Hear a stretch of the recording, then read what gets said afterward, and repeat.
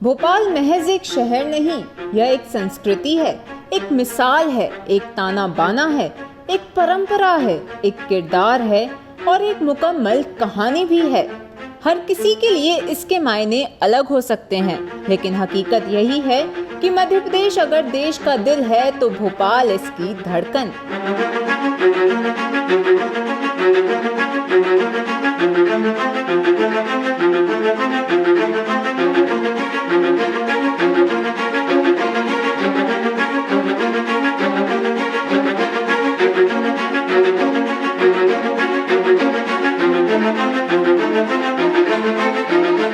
जो लोग इस शहर से वाबस्ता नहीं हैं, उनके जहन में केवल यही खाका उभरता है कि भोपाल ताल तलैयों और पहाड़ियों पर बसा एक सुंदर सा नगर है, जहां चंद खूबसूरत इमारतें हैं जो अतीत से नाता रखती हैं। लेकिन ये इस फसाने का बेहद छोटा सा हिस्सा है। 1 जून को भोपाल के गौरव दिवस के मौके पर हम आपको इस शहर के कुछ ऐसे नज़ारे दिखाने और अफसाने सुनाने जा रहे हैं जो कुछ के लिए नए तजुर्बे होंगे तो कुछ को पुरानी यादों में ले जाएंगे। तो चलिए भोपाल के सफर पर पीपल्स अपडेट की खास पेशकश भोपाल एक किरदार के साथ। भोपाल की असली कहानी शुरू होती है राजा भोज के साथ। तकरीबन 1000 से 1055 ईस्वी के दौरान परमार वंश के प्रतापी राजा ने इस नगर की स्थापना की थी। उनके नाम पर इसका नाम रखा गया भोजपाल। यहीं से शुरू होती है इस शहर की गाथा। भोजपाल असल में 18 विशाल तालाबों का एक समूह है। उस समय बड़े तालाब को भोजताल कहा गया, लिहाजा कई जानकार मानते हैं कि यह भी भोजपाल नाम का एक कारण है। इसके अलावा इसे इतिहास में भोपाल नाम से भी जाना गया। परमार वंश के पतन के बाद यह शहर कई बार आक्रांताओं का भी शिकार हुआ। इसके बाद यह अपने नए स्वरूप में लौटा। 1720 में जब अफगान योद्धा दोस्त मोहम्मद खान ने इस शहर को अपने कब्जे में ले लिया। 1818 में भोपाल रियासत बना और दुनिया के नक्शे कदम पर ऐसा विरला मुकाम हासिल किया जो संभवतः दुनिया के लिए आज भी एक नजीर है।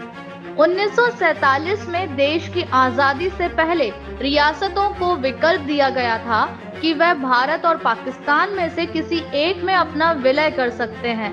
सरकार की ये पेशकश कई रियासतों और राज्य रजवाड़ों को पसंद नहीं आई, क्योंकि वह अपना वजूद बनाए रखने के लिए अपने राज्य को स्वतंत्र बनाए रखना चाहते थे। नवाब हमीदुल्ला खान का भी यही मानना था।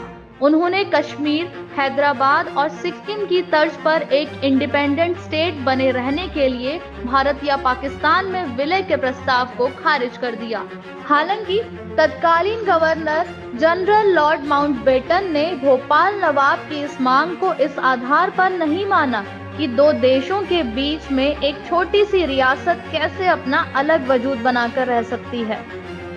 भोपाल में बिगड़ते हालात की जानकारी तत्कालीन गृह मंत्री सरदार पटेल को मिली तो उन्होंने मामले में दखल दिया और अपने दूत वीपी मेनन को भोपाल रवाना किया। मेनन ने भोपाल आकर नवाब पर दबाव डाला और उसके बाद नवाब भोपाल की रियासत को देश में मिलाने पर राजी हुए। आखिरकार 1 जून 1949 को वो तारीख आ ही गई जब भोपाल भारत का हिस्सा बना और यहाँ पहली बार आजाद भारत का तिरंगा औपचारिक रूप से फहराया गया। हालांकि नवाब हमीदुल्ला ने जाने से पहले इसे कंगाल करने का खेल रच दिया। उन्होंने साजिश के तहत साल 1948 में बैंक ऑफ भोपाल की एक शाखा पाकिस्तान के कराची शहर में खोल दी और भोपाल का सारा पैसा वहां भेज दिया। बैंक ऑफ भोपाल में उस समय शहर के अधिकांश निवासी अपना पैसा जमा रखते थे। ऐसे में भोपाल का भारत में विलय होते ही बैंक ऑफ भोपाल का दिवाला निकल गया और इस तरह नवाब एक झटके में भोपाल को कंगाल कर इंग्लैंड चले गए। 1 नवंबर 1956 को राज्यों के पुनर्गठन के बाद नए राजधानी के लिए 5 प्रमुख विकल्प थे: भोपाल, इंदौर, ग्वालियर, जबलपुर और रायपुर। ग्वालियर और इंदौर मध्य भारत के बड़े शहर थे और भोपाल के मुकाबले ज्यादा विकसित थे, जबकि रायपुर रविशंकर शुक्ल का गृह नगर था। ऐसे में शुक्ल रायपुर को ही राजधानी बनाना चाहते थे। सबसे गंभीर दावेदारी जबलपुर की थी, क्योंकि राज्य पुनर्गठन आयोग ने भी इसी शहर का नाम प्रस्तावित किया था।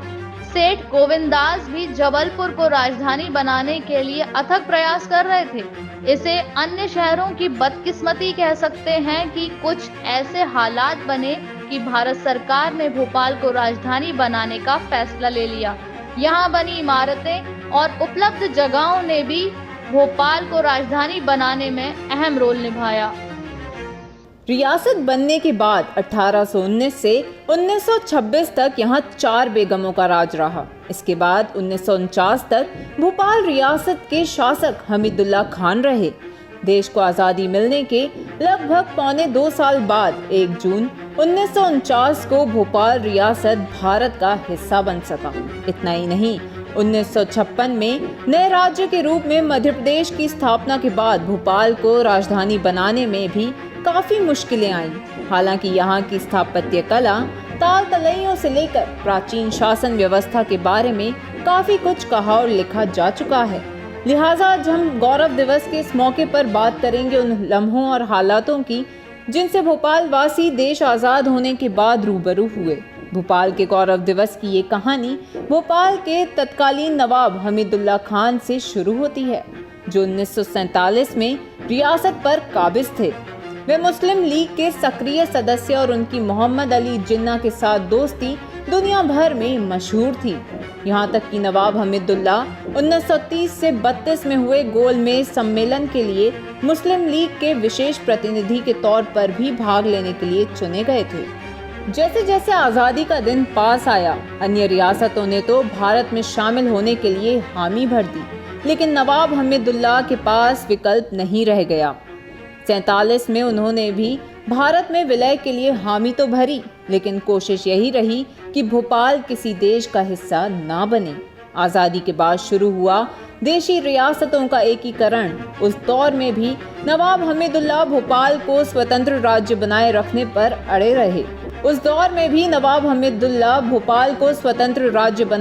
पर अड़े रहे। असल में भोपाल की समस्या हैदराबाद की तरह ही थी। यहाँ शासक मुस्लिम था और आबादी हिंदू बहुल्य। नवाब के इस अड़ियल रवैये के कारण भोपाल को 15 अगस्त 1947 को आज़ादी नहीं मिल सकी। आखिरकार लगभग 1.25 साल बाद दिसंबर 1948 में वह दिन आया जब भोपाल की आज़ादी को लेकर जन आंदोलन शुरू हुआ। शंकर दयाल शर्मा और रतन कुमार गुप्ता जैसे नेताओं ने भोपाल के भारत विलय की अलग जगाने के लिए जन जागरण शुरू किया। आंदोलन ने जोर पकड़ा तो नवाब इसका दमन करने पर आमादा हो गए। आंदोलनकारियों पर गोलियां चलाई गईं, जिसमें 12 लोगों की जान चली गई।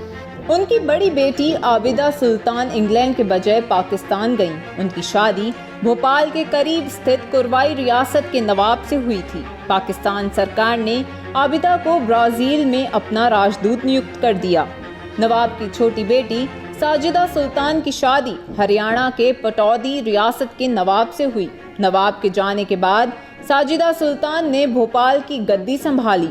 मशहूर क्रिकेटर मंसूर अली खां पटौदी साजिदा सुल्तान के बेटे थे और बाद में उन्हें ही भोपाल के नवाब के तौर पर मान्यता मिली थी। टाइगर पटौदी ने बॉलीवुड अभिनेत्री शर्मिला टैगोर से शादी की थी। सैफ अली खान उन्हीं के बेटे हैं। लेकिन इतने हाथों से गुजरने के बाद भी, सब होने पर भी भोपाल रियासत की मुश्किलें खत्म नहीं हुई। इसे राजधानी बनाने के लिए भी कड़ी मशक्कत करनी पड़ी। हालांकि भोपाल का गौरव दिवस मनाने के लिए और भी कई अन्य तारीखें हो सकती थीं, लेकिन 1 जून तय करने के पीछे भी एक दिलचस्प कहानी है। सूबे के सीएम शिवराज सिंह चौहान ने जब सभी शहरों, कस्बों और गांवों का गौरव दिवस मनाने की बात कही, तो भोपाल के गौरव दिवस के लिए कई सुझाव सामने आए। आखिरकार आम जनता की राय लेते हुए ये तय किया गया कि भोपाल के विलीकरण को ही गौरव दिवस के रूप में मनाया जाएगा। लेकिन गौरव दिवस का मतलब महज यह नहीं है कि शहर में दिए जलाए जाएं, हर सरकारी बिल्डिंग को दुल्हन की तरह सजाया जाए, रंगारंग कार्यक्रम आयोजित किए जाएं, बल्कि इससे भी आगे बढ़कर ये मौका है अपने शहर को एक वचन देने का। सभी भोपाल वासी अगर सच्चे मन से विलीनीकरण आंदोलन के 659 दिन के संघर्षों को याद कर जान गंवाने वाले 12 वीर सपूतों को नमन करें और ये प्रण लें कि वे इस शहर की एकता, संस्कृति, विरासत को न केवल सहेज कर रखेंगे बल्कि स्वच्छता और अपने व्यवहार से इस ऐतिहासिक नगर की विजय पताका विश्व के सर्वश्रेष्ठ शहर के रूप में फहराने में अपना अहम रोल अदा करेंगे। जाहिर है तभी तो मुकम्मल होगी गंगा जमुनी तहजीब के शहर भोपाल की कहानी। भोपाल से कैमरा पर्सन तरुण यादव के साथ शिवानी गुप्ता, मनीषा धनवानी, मिथिलेश यादव और नितिन सहानी की रिपोर्ट।